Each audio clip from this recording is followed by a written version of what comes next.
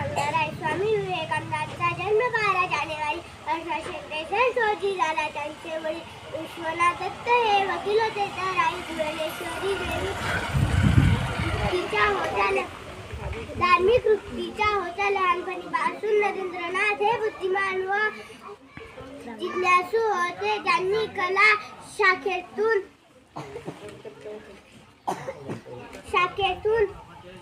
पदवी प्राप्त केली होती. रामकृष्ण परमहंस यांनी त्यांना आध्यात्मिक मार्गदर्शन केले. तेच त्यांचे गुरु. त्यांच्या विचारामुळे त्यांनी संन्यास घेतला व त्यानंतर त्यांचे नाव स्वामी विवेकानंद ठेवण्यात आले.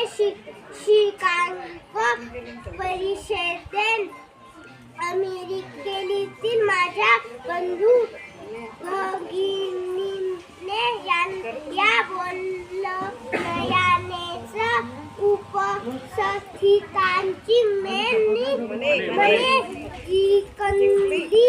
त्यांनी पाश्चात्य जगात भारतीय आध्यात्मिकतेची ओळख करून दिली.